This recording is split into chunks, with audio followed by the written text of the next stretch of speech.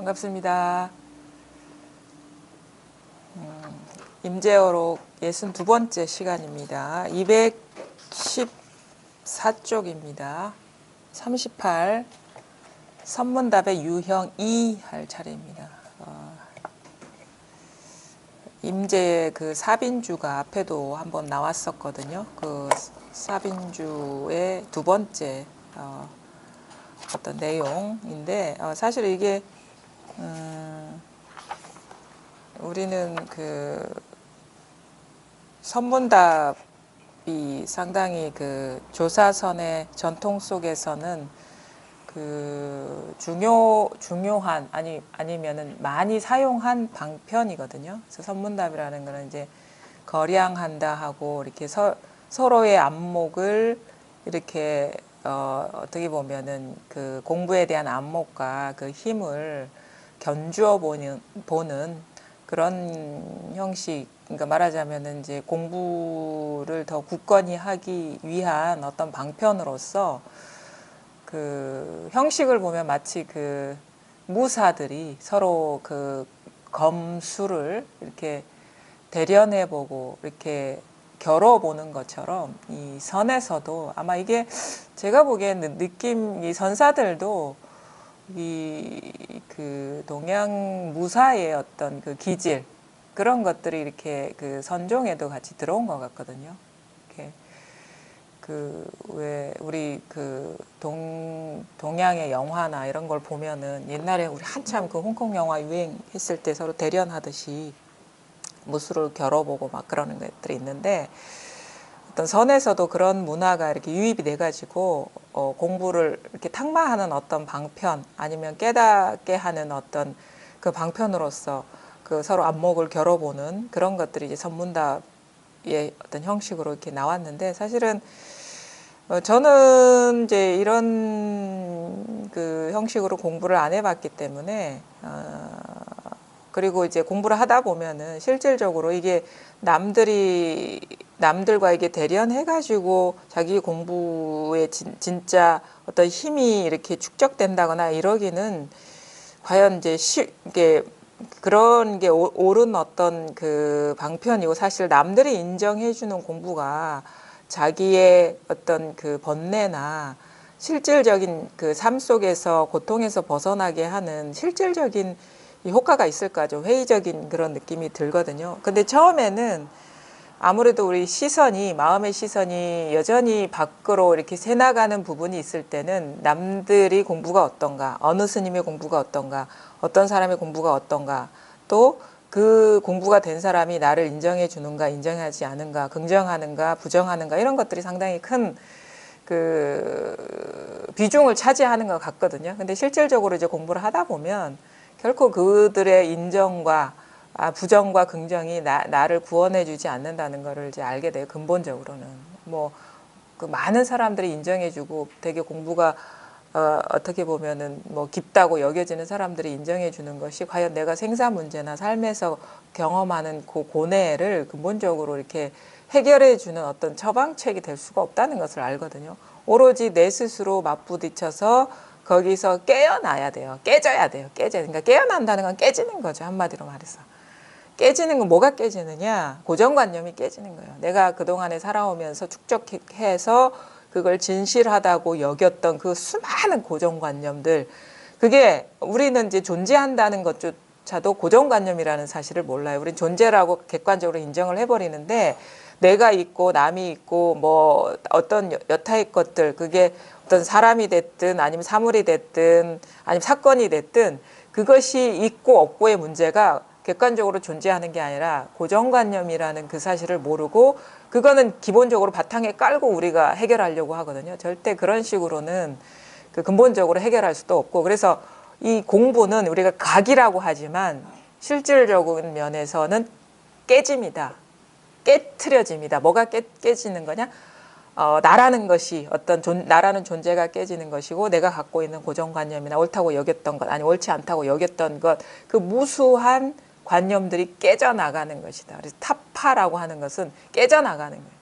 각이라는 건 저는 깨진다고 봅니다. 근데 실질적으로 온전하게 깨지지 않으면 공부가 힘이 없어요.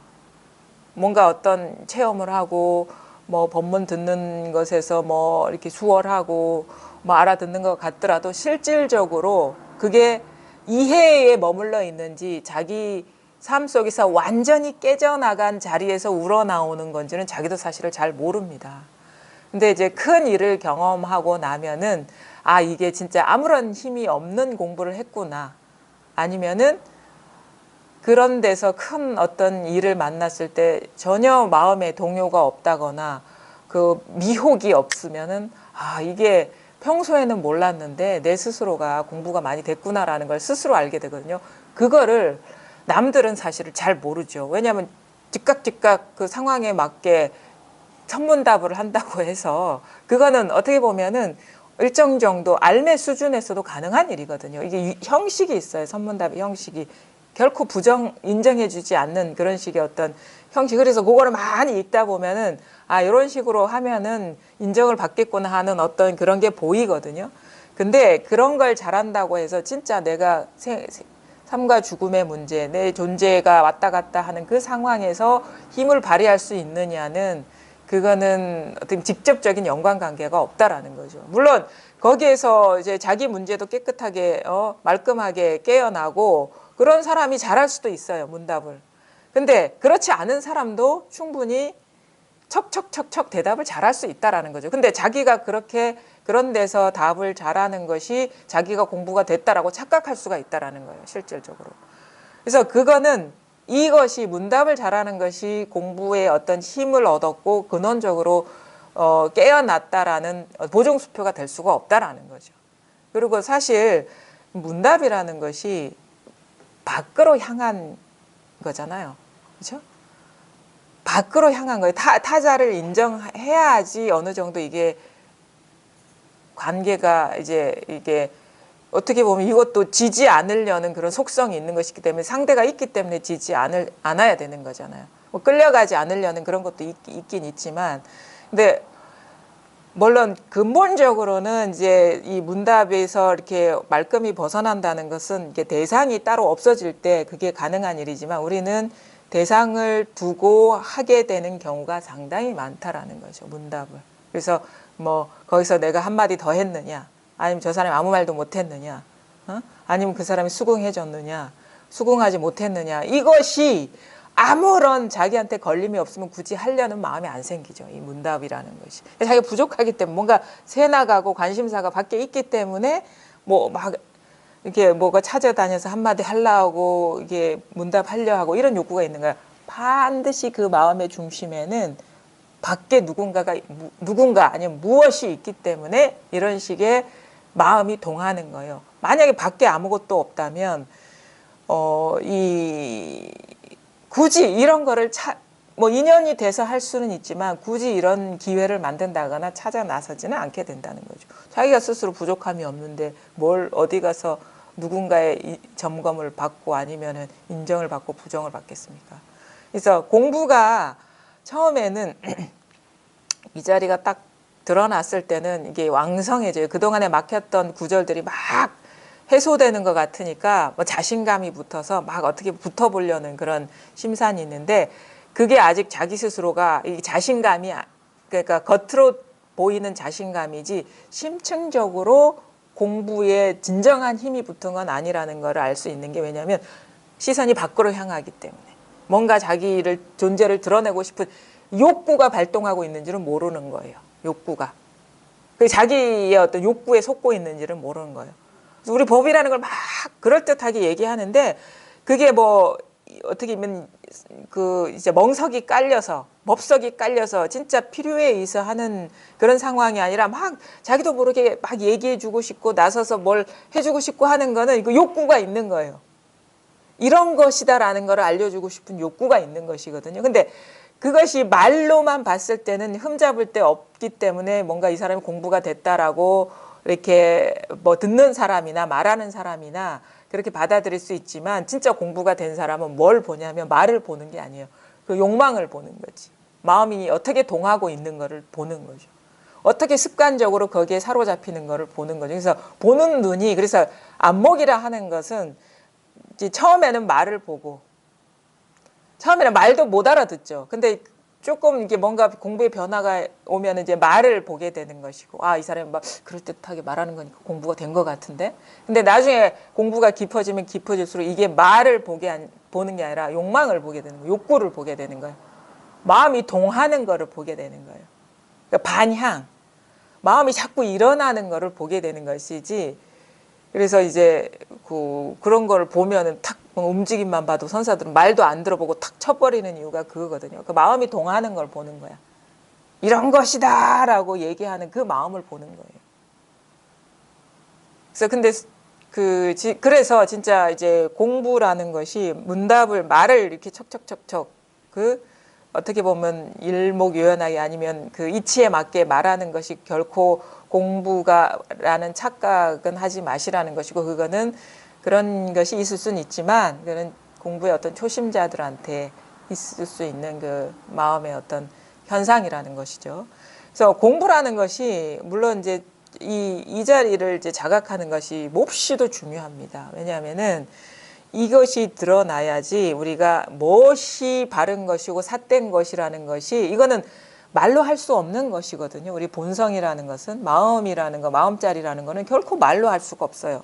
언어 이전이고 생각 이전의 자리이기 때문에 말로 할 수가 없는 것인데, 이것이 드러나야 우리가 온갖 그 망상에서 깨어날 수가 있는 겁니다. 이게 미약하더라도 이것이 드러남으로써 안목이 자기한테서 생기는 거예요. 뭐가 바른 것이고 뭐가 바르지 않은 것이고 뭐가 이렇게 그 어떻게 보면 부합하는 것이고 뭐가 부합하지 않는 것인지를 자기 스스로 알게 되는 이제 그 안목이 열리는 거예요. 눈이 열리는 거예요. 눈. 그러면 공부가 어떻게 돼야 되냐면 이 눈으로 해 가야 되는 거예요. 이것이 미랄이 되고 등불이 되고 씨앗이 돼서 이것이 공부에 나가는 것이지, 밖에서 어떻게 보면은 뭐 공부가 더 된 사람이 뭔가 어떤 실질적인 그 변화라거나 공부에 어떤 실질적인 영향이거나 힘을 줄 수가 없어요. 절대. 공부는 오직 여기에서 길러지는 것이거든요. 이 힘이 커지는 것이지 실질적으로 밖에서 들어오는 거는 없습니다. 단지 밖에서 자극을 줄 수 있는 건 뭐냐면, 이제 공부를 해본 사람의 경험상으로 봐서 이제 자꾸 이게 아닌 뭔가로 자꾸 가고 있고 머물러 있으니까 거기에 못 머물게 하고 환기시켜 줄 수 있어요. 환기. 정신 차리라고 이게 재촉해 줄 수 있어요. 말하자면 우리 그런 거 있죠. 밖에서 우리가 선지식이라고 하는 사람은 우리 그런 거 있죠. 코디네이터라고 아시죠? 코디. 그 코디의 역할은 CO라는 건 도와준다라는 거거든요. 조력자의 의미거든요. 우리가 뭐 연예인들이나 뭐 의상 하는 사람 코디 해준다 하는 거는 코디 자신의 옷을 준다거나 아니면 자신이 잘 입는 게 아니고 그 사람이 갖고 있는 어떤 몸매라든가 타고난 재능이 돋보이게 해주는, 도와주는 역할을 하는 거예요. 조력자예요. 선지식은 조력사예요. 근데 그 어떤 그 아름다움이나 그 진정한 미가 어디서 나오냐면 그 사람에서 나온단 말이에요. 근데 그 갖고 있는 미를 조력자는 이렇게 뿜어져 나오게 하는 역할을 하는 거예요. 그 코디예요. 코디. 선지식은 말하자면 코디라고. 이 도조력자. 선의 요즘식의 언어로는 코디지. 코디네이터라고.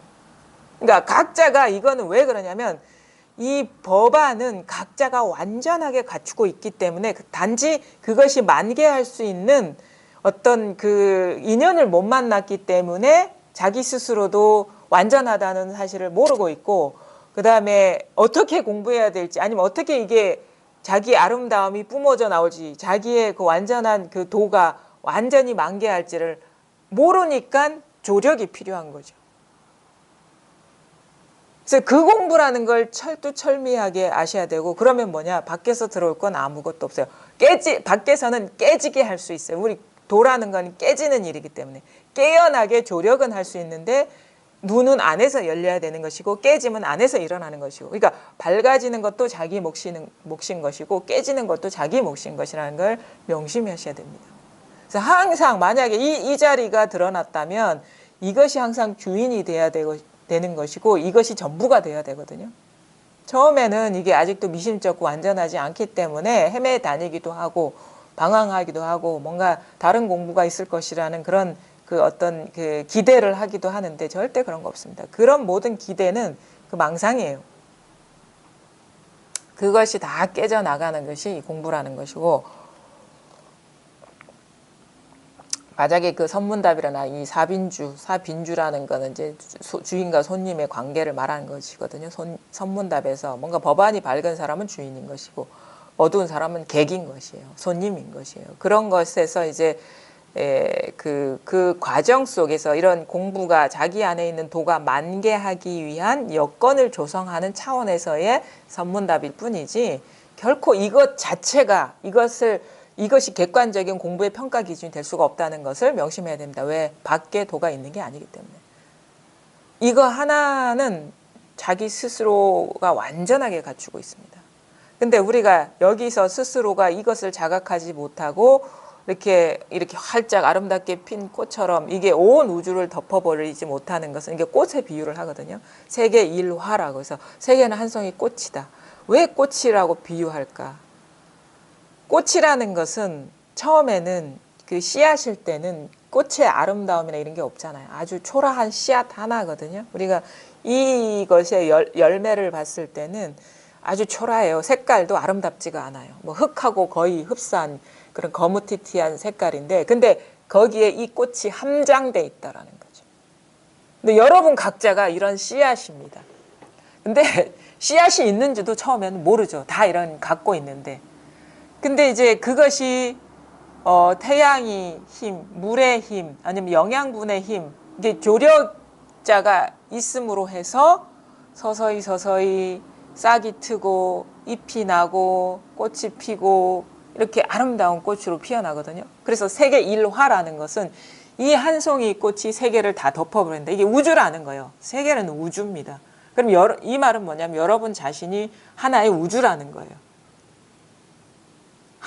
사실은 이 우주밖에 없습니다. 우리가 뭐 소우주, 대우주 비유하거든요. 법문에서도 무슨 인다라망인가 뭐 화엄경에서도 그런 얘기를 하고, 뭐 인다라망의 뭐 그물에 보면은 하나의 알갱이가 있는데 그것이 그물처럼 막 연결돼 가지고 온 우주의 그 인다라망 그 구슬이 이렇게 아주 반짝반짝 빛나고 있는데 그 하나의 그 구슬 안에 온 여러 가지의 그 인다라망에 이렇게 걸려 있는 구슬들이 다 비춰진다. 그 속에 있는 모습도 다 비춰준다. 그래서 그런 비유가 있는데, 그건 어떻게 보면 이론적인 설명인 것이고 사실 하나의 구슬밖에 없습니다. 우리가 경험할 수 있는 것은 하나의 세계밖에 없습니다. 자기 세계밖에 없어요. 우리가 이론적으로는 이 세계가 어우러져서 한 우주를 이룬다. 그래서 이건 소우주고 뭐 대우주다 하는데 그건 이론인 것이고, 실제 우리가 경험할 수 있는 거, 그러니까 실제는 경험할 수 있는 것이거든요. 실제라는 거는 하나의 구슬 세계밖에 없습니다. 우리가 구슬 밖의 세계를 경험할 수가 없습니다. 그럼 우리가 경험하는 거는 하나의 세계인 것이고 여러분 자신이 이 하나의 세계라는 것입니다. 이 우주 전체가 이 하나의 세계이고 나의 세계라는 것입니다. 이것밖에 없습니다. 이론은 이거를 더 벗어나서 밖에서 조망하는, 그래서 이치적으로 설명하는 것인데 벗어날 수 없습니다. 사실은 이거를 결코 벗어날 수 없습니다. 그래서 어떻게 보면 표현하기를 이거를 벗어난 세계가 있다라는 그 환상이 완전히 깨지는 것이 이 공부의 완성이다라고 얘기할 수 있을 것 같습니다. 우리는 자꾸 뭔가 따로 있다라는 그 추구심, 분별심, 이게 다가 아닐 것이라는 그 미련, 이런 것 때문에 공부에 힘을 못 얻거든요. 근데 아무리 봐도 이것을 벗어난 세계가 어디에 있느냐 한번 찾아보세요. 그래서 제가 찾아보라고 하는 거예요. 정작 의심이 있다면 한번 찾아보시라고. 이것을 벗어난, 아무리 뭐 무슨 그 소우주가 있고 대우주가 있어서 나는 소우주고 대우주라고 하자. 그럼 대우주가 따로 있지 않느냐 한다면 그 분별이 어디에서 일어나고 있습니까? 사실 소우주도 없고 대우주도 없습니다. 소우주, 대우주가 다 이 세계인 것입니다. 바로 지금 여러분이 한 생각에서 온갖 세계가 다 펼쳐지고 있다.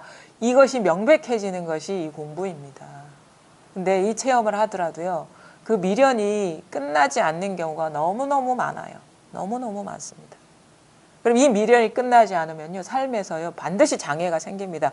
웬만한 장애, 그러니까 합리화할 수 있는 좀 쉬운 그 경계를 만나면요. 큰 장애를 못 느낄 뿐이지. 왜냐하면 순간적으로 합리화가 변명이 들어가기 때문에.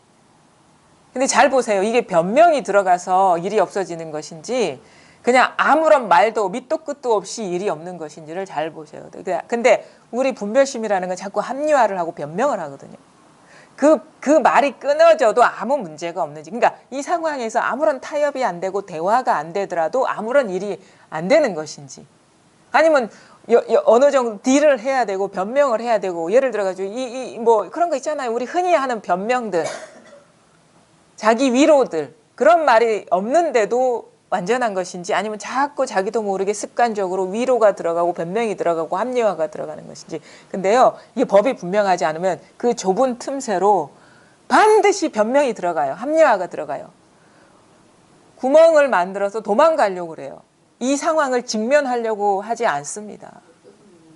그러면 어떻게 되냐? 이 삶이 결코 행복할 수가 없어요. 완전한 충만이 안 된 거. 불만이 항상 끼어들어 있습니다. 그래서 더 이것보다 나은 삶을 꿈꾸게 돼 있습니다. 그게 어떤 이름으로? 공부하는 사람은 더 나은 공부라는 이름으로. 이 공부는 너무 평범하고 아무것도 아닌 것이고 이건 현실이고 진짜 공부는 따로 있다라는 이 변명으로 자꾸 이 태클 걸어요. 현실에. 근데 진짜 공부가 된 사람 절대 태클 걸 수가 없어요.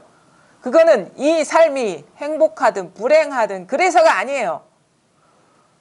눈앞에 보여지는 삶은 절대 행복하거나 불행하지 않은 그건 자기가 이름 붙이는 것이거든요. 그럼 이게 다가 아닌 뭐가 더 나은 공부가 있다라는 변명이 있는 사람은 이거 결코 행복할 수가 없어요. 근데 그런 변명이 없으면요. 만족 그대로예요. 그리고 그게 행복이든 불행이든 그냥 거기에서 행복하다 불행하다 이런 말이 나오지가 않아요. 그냥 이거는 내 주어진 삶이고 숙명이고 이게 단데 딴 삶이 있지 않은데 내가 어딜 가? 온전하게 보게 되는 거에서 이것도 잘 보셔야 되는 거예요. 이게 다가 아닐 거예요. 이게 진짜 삶의 모습이든 죽음의 모습이 눈앞에 펼쳐지든 행복한 모습이 펼쳐지든 불행한 모습이 펼쳐지든 모습은 절대 중요하지 않아요. 근데 이것이 아닌 뭔가로 도피하려고 그러고 딴 길이 있을 것 같고 자꾸 발버둥 친다는 것은 이게 지금 온전하지 않다는 것이고 뭔가 그 공부에 대한 그 어떤 환상이 그게 허망하다. 그 생각, 공부는 절대 생각이 아니거든요. 근데 공부에 대한 생각에 빠져 있는 줄을 모르는 겁니다. 공부는 절대 생각이 아닙니다. 공부는 현실입니다. 마주한 이거 다 합니다. 근데 뭐 이걸 놔두고 어디 가서 공부하겠다고. 그럼 변명하지 마십시오. 그냥 여기서 그냥 부딪혀야 돼요. 이게 다기 때문에. 갈 곳이 있다는 건 다 환상이에요. 생각 속에서나 갈 수 있습니다. 환상 속에서나 갈 수 있습니다. 그리고 그거는 환상 속에서 간다는 것도 현실적으로는 불가능한 일이에요. 왜냐하면 그거는 생각에 빠진 것이지 어디 간 게 아니기 때문에. 그 순간 일어난 생각에 빠진 것이지. 그러니까 그럼 뭐냐. 생각에 들어가든 들어가지 않든 절대 어디 갈 수가 없는 거예요. 그래서 이게 뭐가 돼야 되냐면 이게 감옥이 돼야 됩니다. 응? 이게 감옥이 돼야 돼요. 이게 감옥이 돼야 돼요. 벗어날 수가 없는 것이구나라고. 그래서 우리가 이 감옥이라는 거는 그러니까 절대 벗어날 수 없는 것이 돼버려야지. 그래서 제가 그 대스님도 이렇게 이게 진짜 참된 금강건이 장식임을 알아야지 비로소 벗어날 수 있다는 이런 말도 아주 색다르게 보게 되는 거예요. 그러니까 우리는 이 번뇌에서 벗어나려고 공부를 하잖아요, 처음에. 근데 어떻게 돼야 되냐면 번뇌가 벗어날 수 없다라는 것이 분명해지면 이게 번뇌가 보리가 된다 이거지. 이게 다라는 거, 내가 직면한 이 삶이 다라는 것이 이 이상 없고 이 아래도 없다는 것이 분명해지는 것이 그게 번뇌가 보리로 변하는 그런 어떤 그 전환점이거든요. 그러니까 말은 번뇌가 보리다 말하지만 실질적으로 번뇌가 보리다라고 구현되는 시점은 제가 보기에는 이 번뇌에서 벗어날 일이 없구나. 그리고 이것이 나한테 온전하게 주어진 어떤 삶이고 이게 삶이 곧 공부구나라는 것을 온전히 받아들여질 때 그때 실질적으로 번뇌가 보리가 되는 거예요. 자기한테 번뇌가 보리로 구현되는 거예요. 근데 그게 아직도 안 되고 뭔가 새어나갈 구멍이 있고 길이 있고 올라가고 내려갈 위치가 있으면 그거는 아직 분명한 게 아니다라는 겁니다. 아직 이게 감옥이 되지 않고 탈출구가 자꾸 있는 거야. 막 밑으로 땅 속으로 뭐 구멍을 파든 위로 파든 뭔가 막 분별심이 빠져나가려고 여기에 이 마음의 포로로 살지 않고 이거 심왕이라 하거든요. 지금 공부 과정은 뭐냐면 이 공부는 이렇게 얘기했어요. 심왕, 마음 이게 왕이고 원래 분별심은 신한데 그래서 왕의 부림대로 살아야 되는데 자꾸 신하가 왕노릇 하려는 데서 이 사단이 난 거예요. 근데 우리가 분별심이 조복된다라고 얘기하거든요. 이게 드러나면 이 심왕은 왕의 자리에 있고 분별심은 신하의 자리에 있어서 왕이 시키는 대로 살아가는 것이 말하자면 공부가 원만해지는 과정이거든요. 그러면 뭐냐면 신하는 왕의 명령을 안 듣고 여기서 뭔가 딴 공부가 있을 거야 라고 하는 건 자꾸 지가 왕노릇 하려고 딴 데 가서 왕노릇 하려고 그렇게 발버둥 치는 그 이상도 이하도 아닌 거예요. 그래서 빨리 조복되느냐 천천히 조복되느냐 조복이 안 되느냐 그게 이제 이 공부의 어떻게 보면 관건이라는 것이거든요. 그럼 심왕 이 마음이 뭐냐 마음이 뭐냐 하는 이것이 와요. 여기에 여기에서 그러니까 말하자면 왕과 신하가 같이 있습니다. 말하자면 비유를 하자면 물론 왕과 신하가 원래는 하나인데 이거를 또 좀 나눠서 얘기하자면 왕이라는 것은 어떤 이 깨어 있음이고 신하라는 것은 모습이거든요.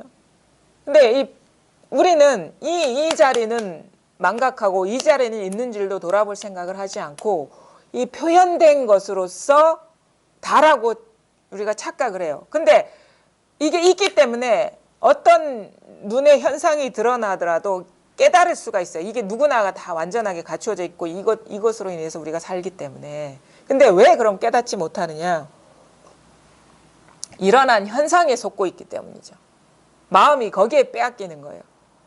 예를 들어 가지고 꽃도 드러나는 현상이죠. 사물도 현상이고 그 다음에 생각도 드러나는 현상이거든요. 감정도 드러나는 현상이고 뭔가 하고 싶은 마음도 드러나는 현상이거든요. 그게 물질적으로 드러나는 현상이든 정신적으로 드러나는 현상이든 매 순간 이것인데 그 현상에 마음이 떨어져 있기 때문에 이게 자각이 안 온다. 그러면 이게 자각이 올 때는 문득 막 현상 따라가던 마음이 문득 쉬어져야 됩니다. 그럼 법문도 잘 들으셔야 돼요. 법문도 현상이잖아요. 이제 언어적인 현상. 뜻으로 이해되기도 하고 생각도 굴러가기도 하고 그다음에 이 소리로도 나오기도 하는데 지금 이 순간 이것을 조금 이 법문을 조금 낮게 본다 그러면은 비유적으로 좀 세밀하게 표현하자면 법문을 들을 때 어떻게 들려야 되냐면 어떤 막 생각과 뜻을 부추기는 것으로 들으면 아직 멀었어요.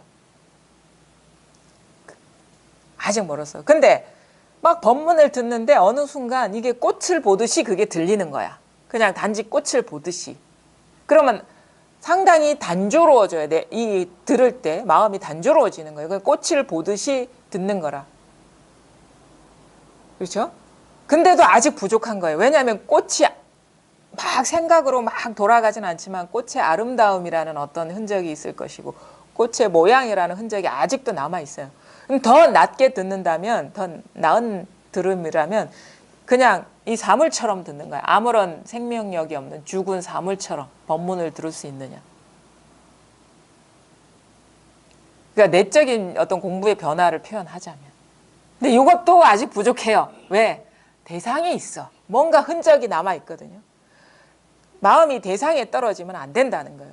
이것조차도 없어져 버려야 돼. 그러면 법문을 제대로 듣는 거예요. 그것이 바로 제대로 듣는 거예요. 그럼 법문 들을 때 소리도 들어오지 않고 뜻도 들어오지 않고 의미도 들어오지 않고 감정도 들어오지 않고 단지 근데 계속 법문이 이어지고 있는 거예요. 끊임없이. 이것이 법문을 제대로 듣는 것이라는 거죠. 그게 그래서 그거를 가리키는 것이 우리가 매번 하는 법문인 것이고 이것을 온전하게 스스로 체득하도록 하는 것이 예? 하도록 조건을 만들어주는 거죠. 자꾸 경계에 떨어지고 말에 떨어지고 뜻에 떨어지고 모습에 떨어지니까 그거에 떨어지지 않게 하는 것이 법문의 역할인 것이죠. 문득 이걸 깨닫고 여기서 아무런 의심이 사라지게 하도록 계속 어떻게 보면 부셔주는 거죠. 사땡 고정관념 이런 걸. 그게 참 쉽지가 않아요. 그게 참 한번 멈춰지기가 분별에 떨어지는 걸 멈춰지기가 쉽지가 않아. 자, 잘 보십시오. 무한 반복밖에 할 길이 없어요. 될 때까지 가는 겁니다.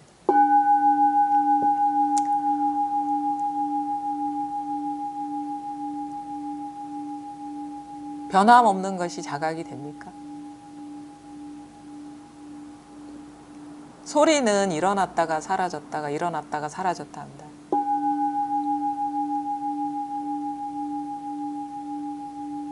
근데 뭐라고 형언할 수는 없지만 분명히 뭐가 있습니다. 변함없는 것이 있습니다. 변함없는 자리가 있습니다.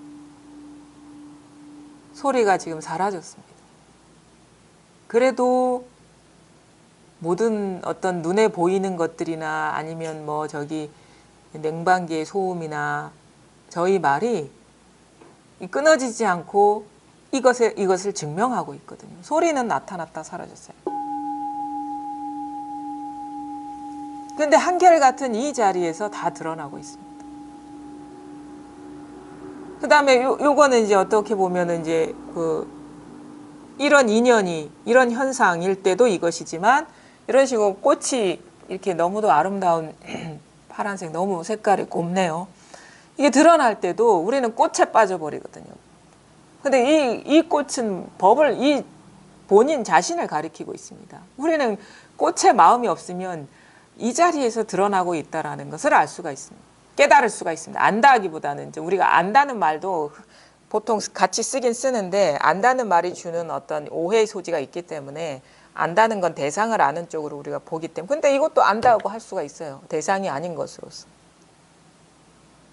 이 자리가 문득 자각이 되면 이거 알겠는데 이렇게도 얘기할 수가 있어요.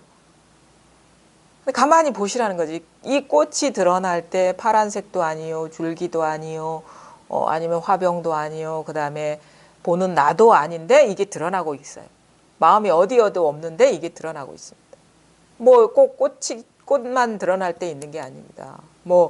이게 우리가 일상생활을 할 때, 걸어갈 때, 아니면 손을 흔들 때, 아니면 고개를 끄덕끄덕 할 때. 그래서 옛날 선사들은 도바가 뭡니까? 그럼 눈썹을 깜빡깜빡 했거든요. 눈썹을 깜빡깜빡 할 때. 눈썹을 가리키는 것도 아니고, 움직임을 가리키는 것도 아니고, 꽃을 가리키는 것도 아닌 이게 한결같이 시종일관 여기에서 다 드러나고 있다라는 거죠. 이게 이때와 이때가 다릅니까? 아니에요. 같습니까? 달라요? 같아요? 그러면은 다른 경험을 할 때도 항상 같습니까? 예, 예, 예. 말할 때나 생각할 때나 아니면은 느낄 때나 예, 그게 이렇게 조금 이제 와닿습니까? 그 자리가 늘 항상 그러니까 아플 때도 사실은 모든 고통, 괴로움, 번뇌도 갈 곳이 없잖아요. 그렇죠. 그래서 그게 그러니까 좋은 거는 일치되는 게 참 쉬운데요. 괴로운 고통이 그냥 세속적으로 보면 싫은 거잖아요. 그게 어느 순간 일치가 된다라는 게 받아들여졌어요?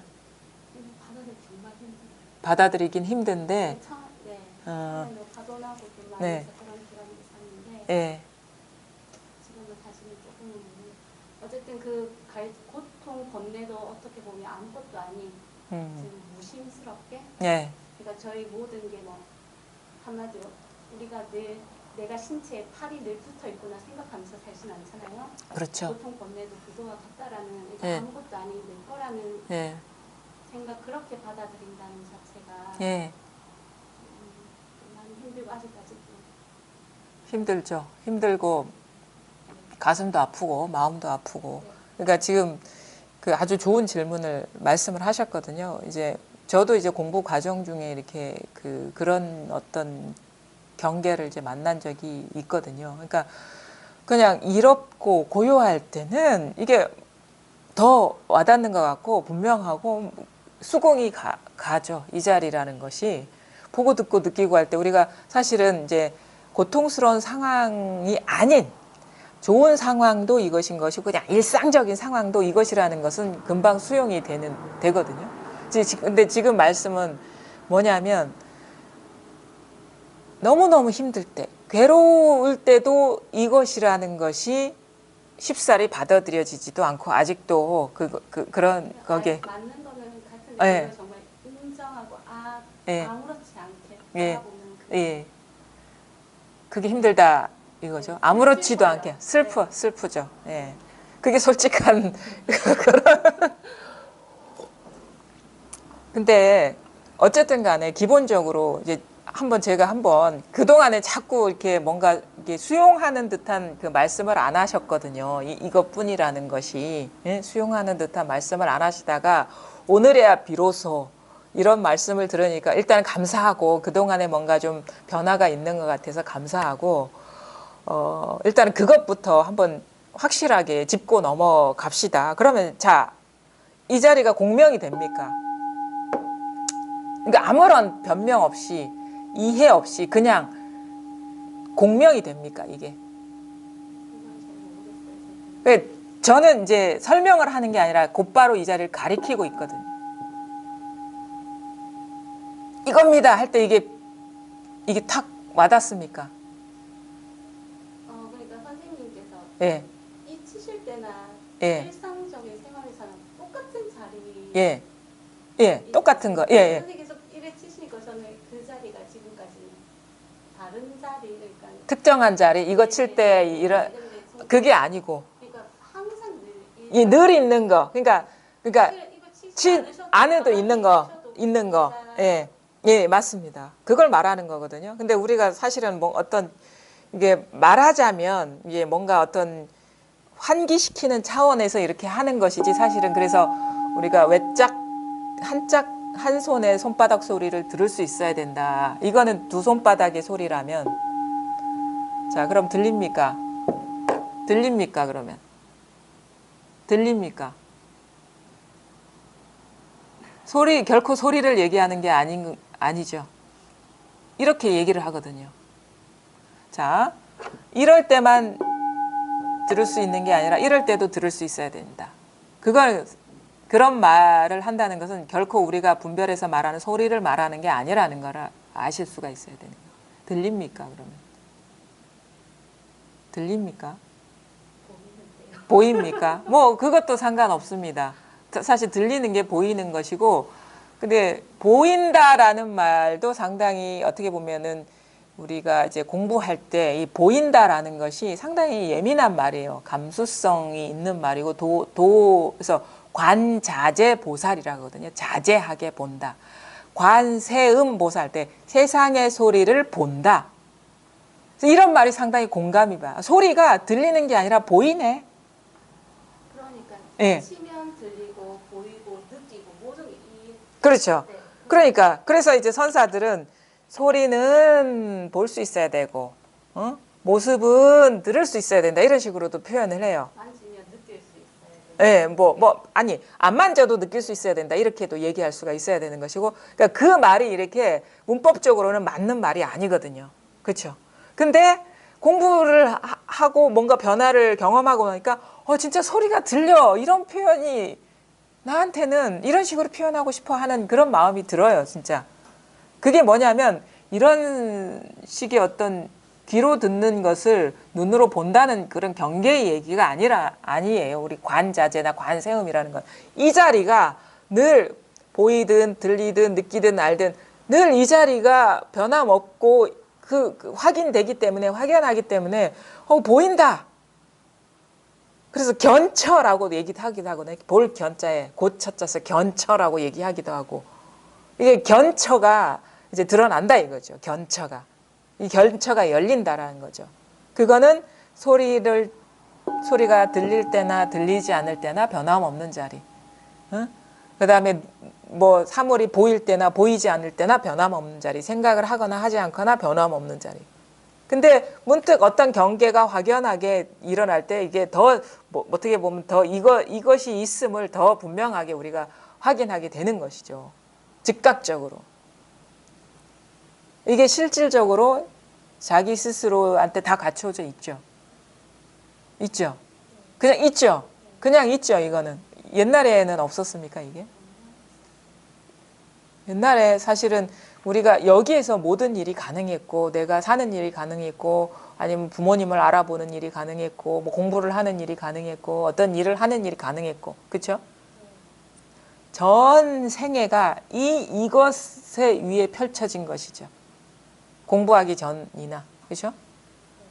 지금도 마찬가지고. 근데 사실 이 말도 틀립니다. 왜?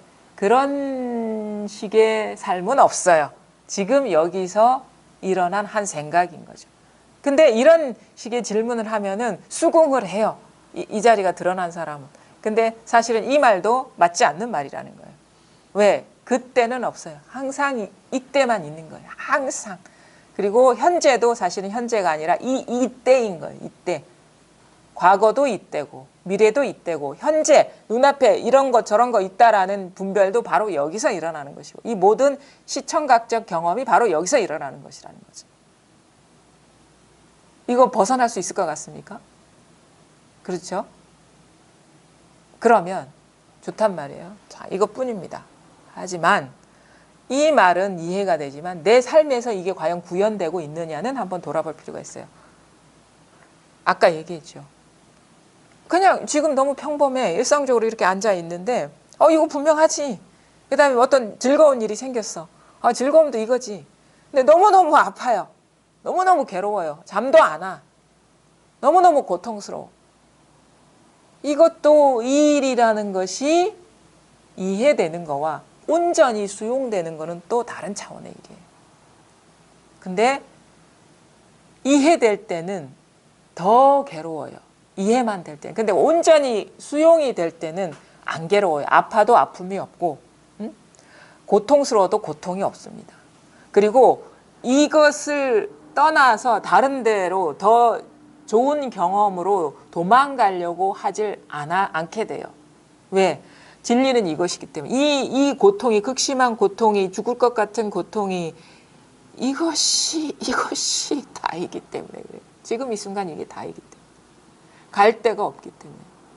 그러면 어떻게 되냐면 조금 더 너그럽게 지금의 아픔을 보게 되고 조금 더 여유롭게 이것을 경험하게 돼요.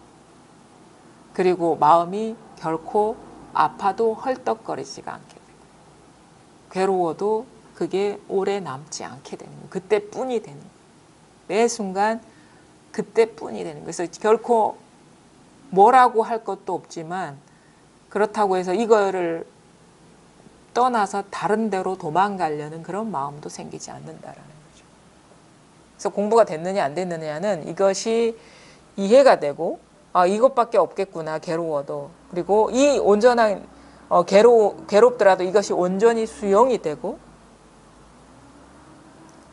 수용되면서도 그런 거 있잖아요. 우리가 어떤 사람을 안을 때 두 눈으로 흔쾌히 이렇게 앉는 사람과 앉기 싫은데 이렇게 앉는 경우가 있어.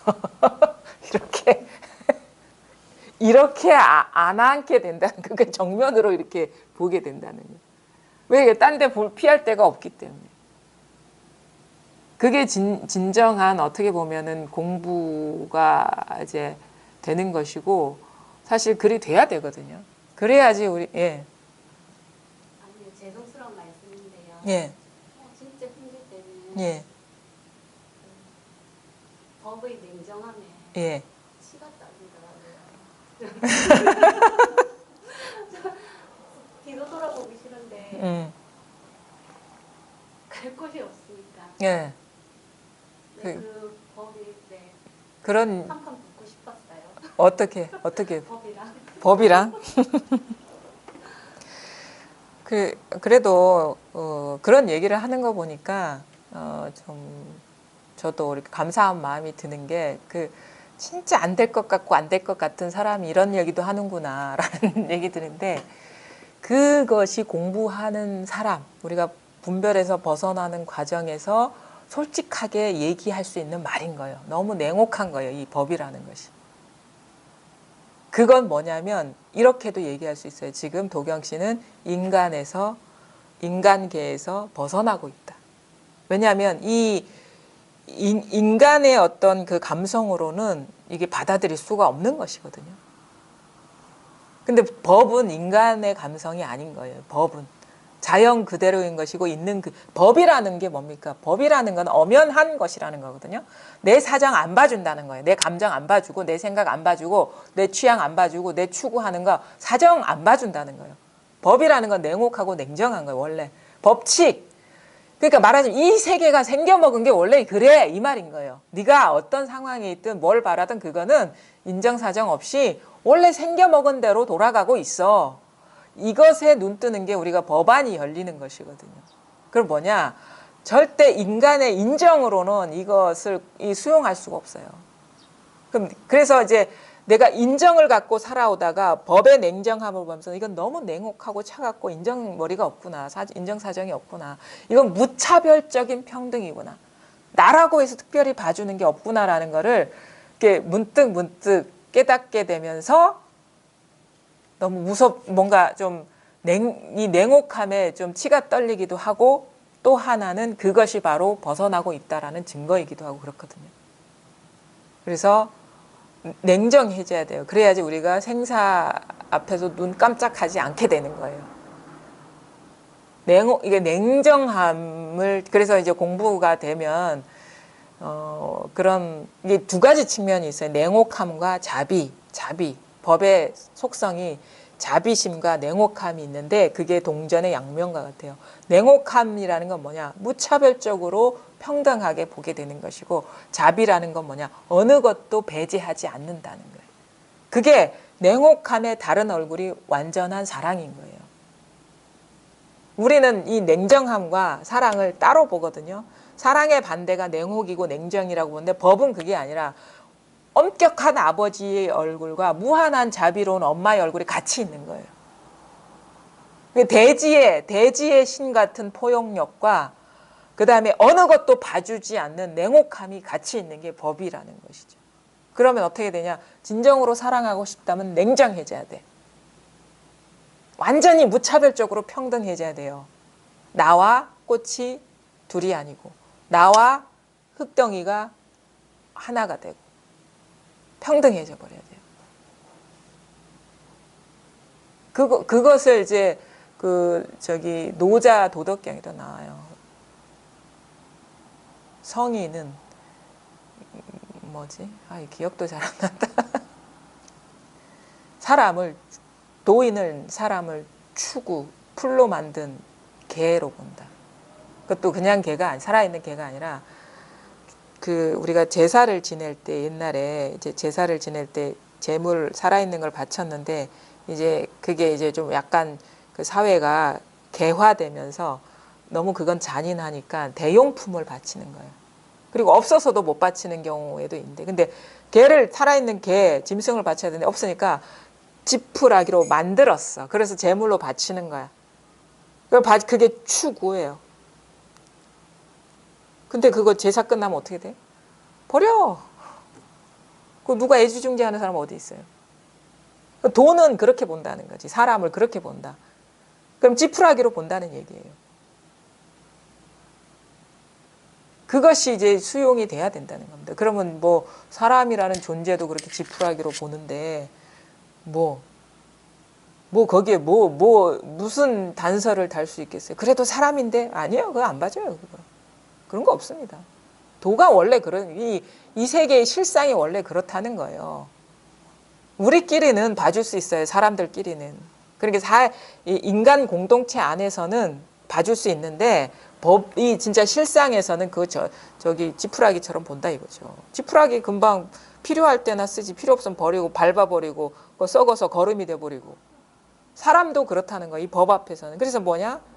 왜 그거냐? 모든 것이 환상과 같은 일이기 때문에 실체가 아닌 일이기 때문에 이것만이 이 보고 듣고 느끼고 알고 온갖 경험을 해도 변함없는 것만이 진짜인 것이고 이 모습으로 드러나는 것은 다 그림자와 같은 일이기 때문에 이 여기에 비춰진 영상과 같은 일이기 때문에 그게 그런 말이 나오는 것이고 원래 법이 그렇다는 거예요. 그럼 뭐냐?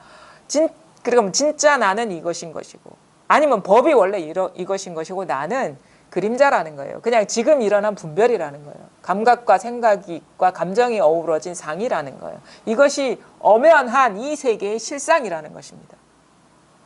그래서 법안이 열린다는 것은 나는 법안이 열리면 참 좋겠다 하지만 엄청난 좌절과 에고의 죽음이 있는 거예요. 거기에. 자기 개체적인 나는 죽어야지 법안이 열리는 겁니다. 그래서 공부하면 할수록 어떤 느낌이 되냐면 이거는 엄청난 용기가 필요한 거예요. 직면할 수 있는 용기가 그래서 옛날에 대장부가 가는 길이라는 건 용기가 있어야 되는 거예요. 이건 성별을 얘기하는 게 아닙니다.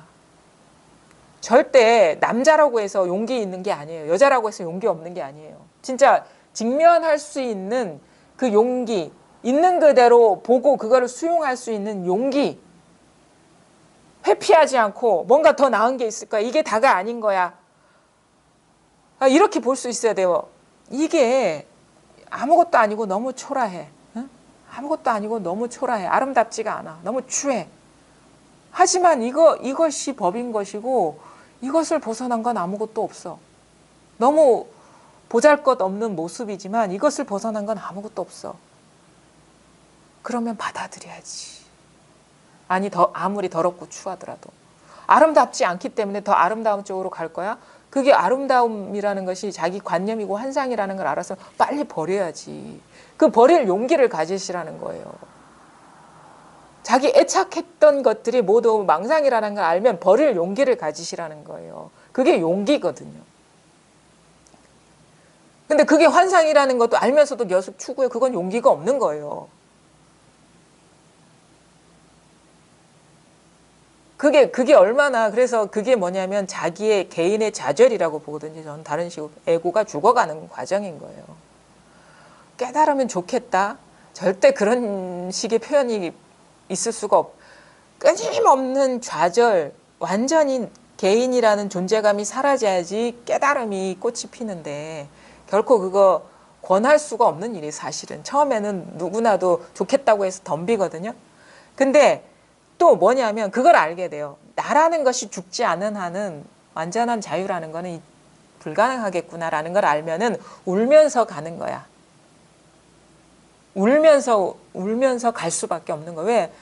진짜 여기에서는 나는 아름다운 것도 절대적인 것도 아니고 원치도 않고 이렇게 행복한 것도 우리가 보통 사람들이 생각하는 행복이라는 거 아니면 뭔가를 얻는 것, 나를 충족시켜 줄 만한 어떤 만족의 대상을 얻는 것이 그게 좋기는 좋지만 진짜가 아니구나라는 걸 알면은 사실은 알면은 우리가 거기에 집착하지는 않게 되거든요. 근데 알면서도 놓지 못하는 경우도 또 많아요, 사실은. 알면서도 당하는 경우도 많아. 이제 그거를 금방금방 확 내려놓을 수 있느냐? 그럼 빨리 자유를 얻을 것이요. 여전히 들고 있고 뭔가 변명을 하면서 들고 있는 거야. 이거 들고 있는 사람들 다 변명하고 있어요. 합리화하고 있다라는 거지.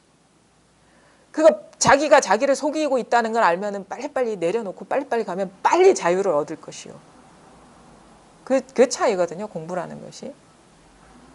그러니까 이게 드러나고 나서도 빨리빨리 놓아버려야 돼.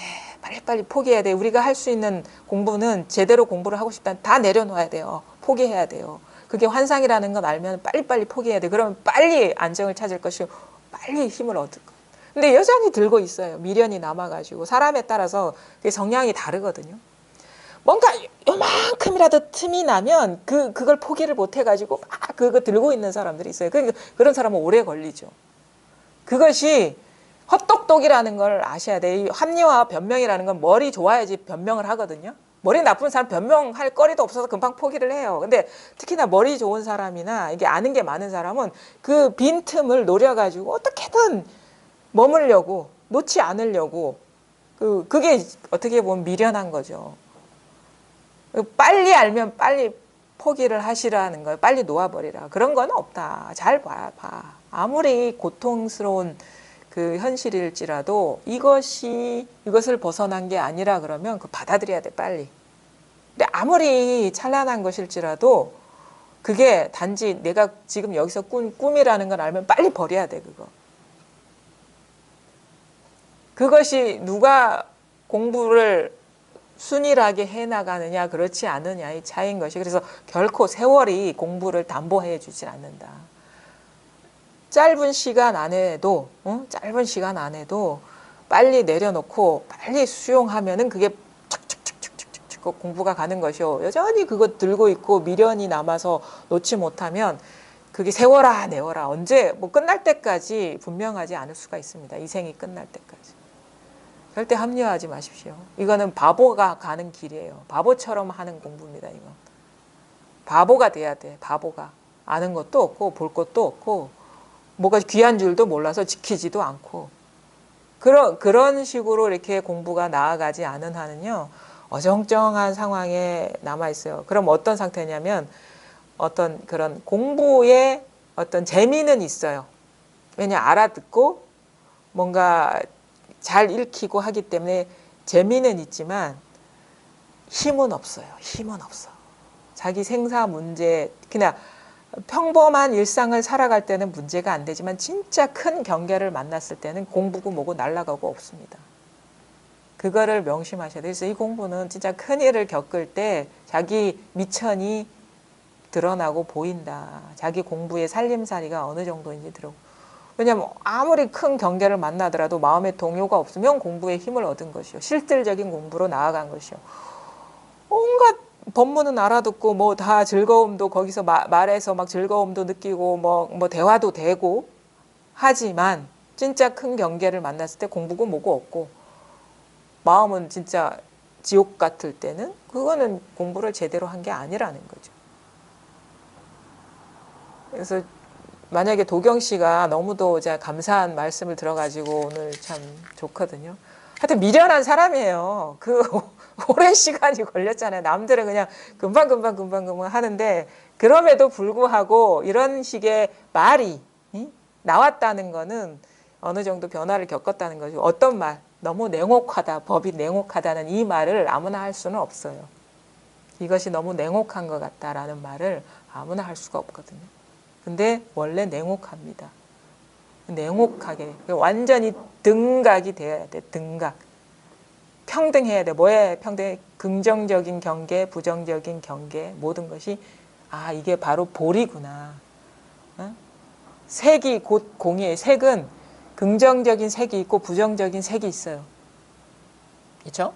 모양은 행복이 있고 불행이 있지만 그것이 곧 공한 것. 그 번뇌가 곧 볼이인 것이지 볼이인 것이 공부인 겁니다. 절대 어떠한 것도 거부할 게 없습니다. 어떠한 것도 집착할 게 없습니다. 오면 오는 대로 받아들이고 가면 가는 대로 놓아버리세요. 우리는 긍정적인 거는 안 받아들이려 하고 부정적인 거는 보내지 않으려 하거든요.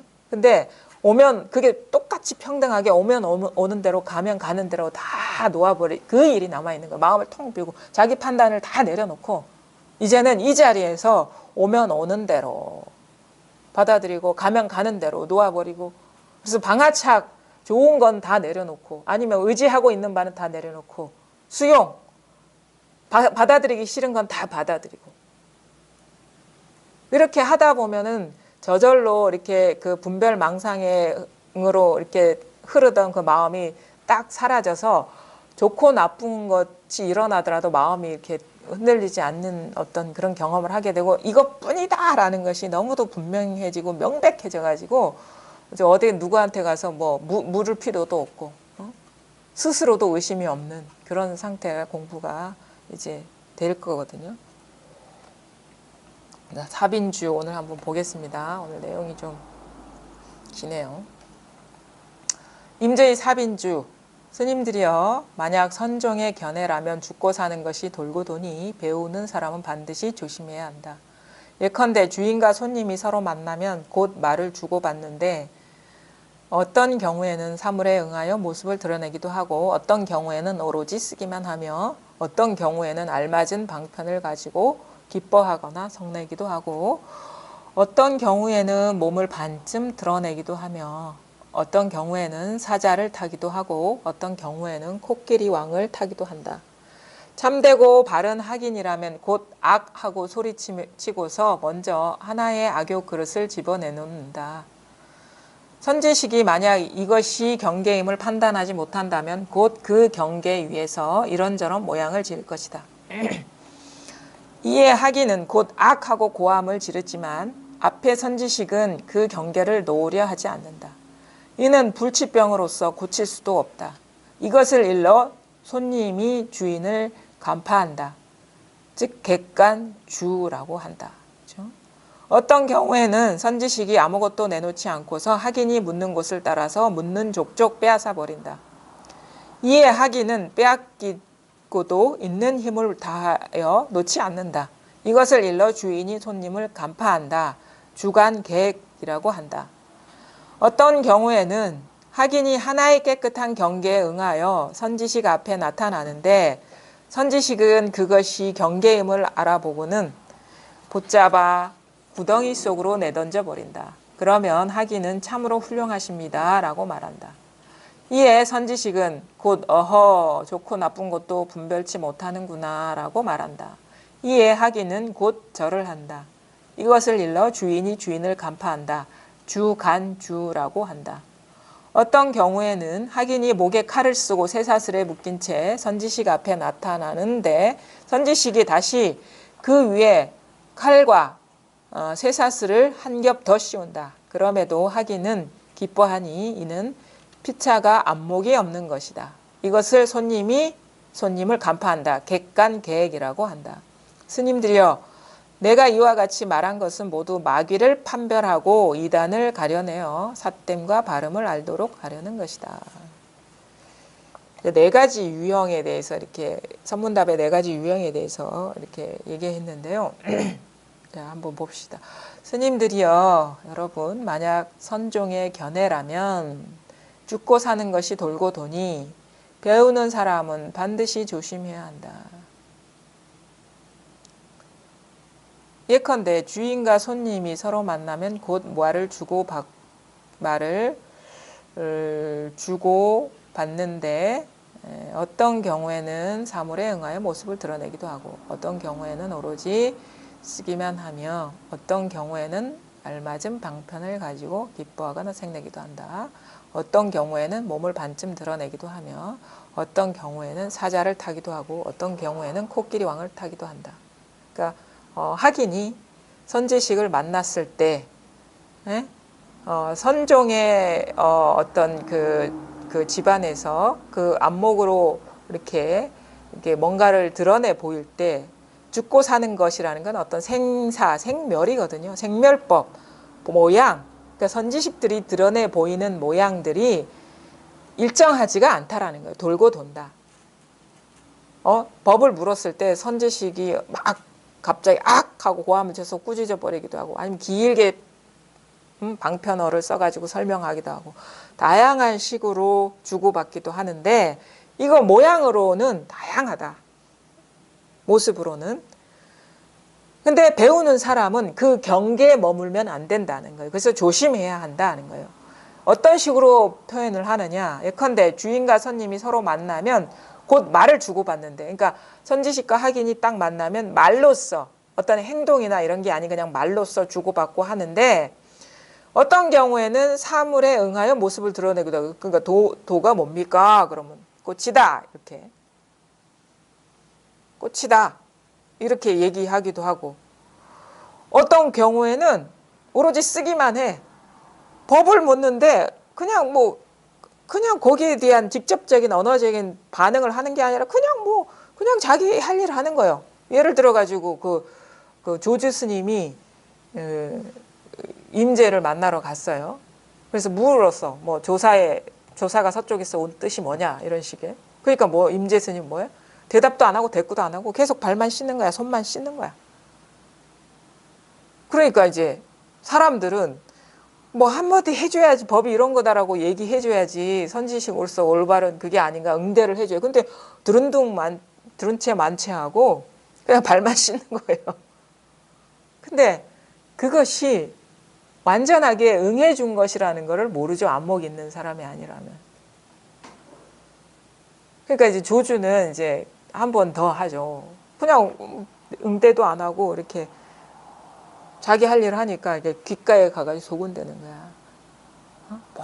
뭐라고요? 뭐라고요? 그러니까 임재가 내가 이 꾸정물을 그대한테 끼얹어야지 알아듣겠냐 그러거든요. 벌써 알려줬는데. 근데 안목이 없는 사람들은 그래서 뭐 조주는 어떻게 돼? 묻지도 않고 막 소매를 털고 그냥 가버리는 거예요. 혹시나 해서 뭐라고요? 이렇게 귓속말로 뭐라고요? 하니까 이제 내가 벌써 보여줬는데 다시 한번 꾸정물을 이게 끼얹어야지 뭐 법이 어떤 것이다라고 얘기해줘야지 알아듣겠냐. 그러니까 이제 소매를 털고 가버리는 거죠. 더 이상 대꾸 안 하고 이런 식으로. 근데 어떤 경우는 알마른 방편을 가지고 기뻐하거나 성내기도 하고 갑자기 뭐 이런저런 것이가 도가 아닙니까? 하면 긍정하기도 하고 부정하기도 하고 막 이런 식으로 응대하기도 하고 아주 자유자재. 그러니까 왜냐면 격식이 없는 거예요. 이게 현상은 정해진 그게 없기 때문에 이게 도다 아니면 뭐 이게 돕니다 하면 잘못 알아들은 사람은 이 칠 때 도가 있는 것이고 가만히 있을 때 도가 없다라고 착각하면 이제 잘못 알아들은 것이죠. 쳐도 상관없고 안 쳐도 상관없어요. 손가락 들어도 상관없고 내려도 상관없어요. 가만히 있는다고 해서 이게 어디 사라진 건 아니기 때문에. 그 가만히 있는다고 우리가 그 부대사도 왜 금강경 강의하라고 하니까 뭐 어떻게 와서 죽비 3번 치고 내려가서 끝났다 하잖아요. 꼭 그런 식의 32분까지 다 얘기를 해야지 그게 금강경이 설해진 게 아니라는 거죠. 진짜 금강경은 말을 해도 말을 하지 않아도 늘 변함없는 것이 금강, 깨뜨릴 수 없는 경전 아닙니까? 금강경, 다이아몬드 스트라. 금강경이라는 건 이걸 말하는 겁니다. 깨뜨릴 수 없는 이 경전이. 어떤 경우에는 몸을 반쯤 드러내기도 하고 뭔가 그럴듯하게 얘기하는 것 같다가도 이렇게 거두어드리고 어떤 경우에는 사자를 타기도 하고 사자는 이제 문수보살을 상징하는 것이고 지혜. 어떤 경우는 코끼리 왕을 타기도 하고 코끼리 왕 보현보살, 보현행, 보현보살을 얘기하고 있다는데 구체적인 사례를 들어서 얘기하기에는 좀 그렇지만 하여튼 다양한 방편으로 뭔가를 보여주더라도 사실 문수와 보현이 따로 있는 건 아닙니다. 제대로 알고 나면 그냥 도라는 것이 특정한 모양에 있지 않고 언어에 있지 않다는 걸 알거든요. 법이 뭡니까? 물론 법은 이런 것이야 라고 얘기해서 법이 되는 게 아니에요. 모든 것이 법이다 라고 우리가 얘기를 하지만 이렇게도 얘기할 수 있어요. 모든 것이 죽비이다.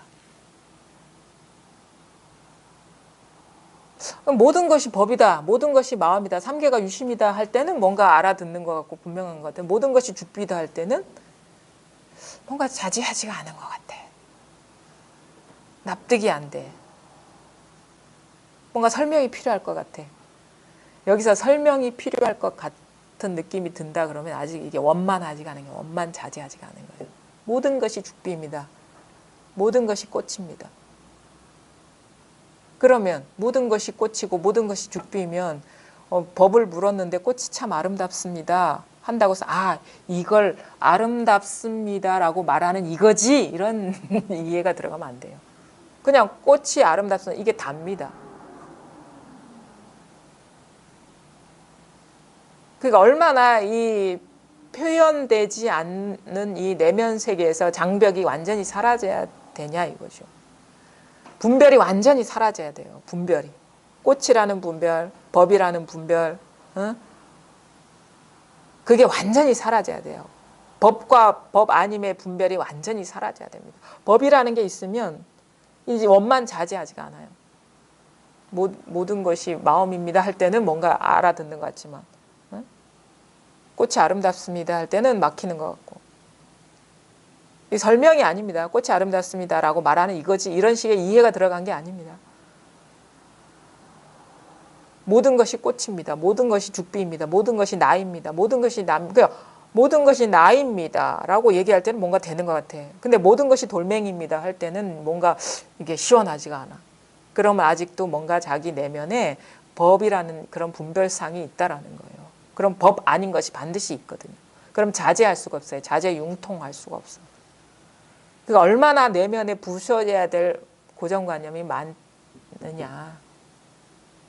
그게 처음에는 이제 소소하게 부서지는 듯 하다가 어느 순간 확 부서지기도 하고, 이렇게 조금 소소하게 부서지는 것 같다가, 아니면 제자리에 있는 것 같다가 또 확 사라지기도 하고, 이런 게 있거든요. 그러면 잔잔하게 이렇게 뭔가 되는 것 같기도 하고 안 되는 것 같기도 할 때는 뭔가 머물러 있는 것 같다가 확 하면은 어떤 그 차원이 확 떨어져 나간 듯한 그런 변화가 있어요. 또 이렇게 지지부진하다가 뭔가 확 부서지는 것 같으면 뭔가 그 세계의 차별이 확 사라지는 것 같고, 그 내면에 그 부서짐이 있거든요. 그것도 아주 중요해요. 긍정적인 경계와 부정적인 경계가 확 사라진다는 건요, 엄청난 시원함을 가져옵니다. 뭔가가 뭔가 분별을 받치고 있던 한 축이 확 빠져나간 것 같은 그런 홀가분함이 확 와요. 그게 이해가 아니라 진정으로 받아들여져서 수용이 되면요, 이 현상계의 차별이 확 사라져 버리는 듯한 그런 후련함이 오거든요. 그게 이해와 온전히 그렇구나라는 거는 또 달라요.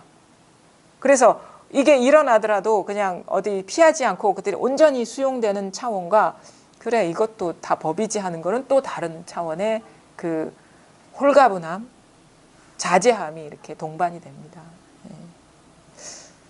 일단은 오늘은 요 첫 번째 페이지만 하고요. 다음 시간에 이 뒤에 분량이 조금 길어서 다음 시간에 이제 마무리 마치도록 하겠습니다. 어쨌든 간에 중요한 거는, 제가 말씀드리고 싶은 거는 이 원만 해야 되거든요. 원만. 그러니까 삼계가 마음 하나다, 삼계가 나 하나다, 이럴 때는 수용이 되는 것 같은데, 삼계가 이 우주가 죽비 하나다, 아니면 이 우주가 돌멩이 하나다, 이런 식의 말에서도 이해가 동반되지 않고 수용이 돼야 된다는 거예요. 그럼 모든 언어에서 우리가 자제해질 수 있는 거예요. 모든 언어에서. 언어에 걸리지 않고. 그게 바로 뭐냐?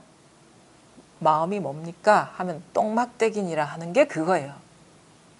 언어의 그 융통자제함이거든요. 그 똥막대기가 우주 전체를 말하는 겁니다. 그 언어의 그 분별성, 우리 상당히 강하거든요. 그것에서 완전히 좀 자유로워져야지, 언어에서 자유로워지는 것이 엄청난 그 홀가분함을 주거든요. 무슨 말을 해도 다 그냥 진실한 말이 돼버리는. 그럼 일상생활에서 남들이 나를 긍정하든 부정하든 큰 어떤 영향력이 없죠. 처음부터 그렇게 되진 않지만. 그게 이제 좀 쉽지 않지만 또 그게 가능한 공부가 또 이 공부거든요. 그러니까 하여튼간 이 자리가 드러났으면 이 자리를 바탕으로 해서 모든 분별상에서 완전히 이렇게 자유로워지는, 그리고 이것이 전체가 돼버려서 모든 언어에서도 자유로워지고, 시간 속에서도 자유로워지고, 생각 속에서도 자유로워지고, 감정 속에서도 장애가 사라져버리는 그런 공부를 하셨으면 합니다. 예, 감사합니다.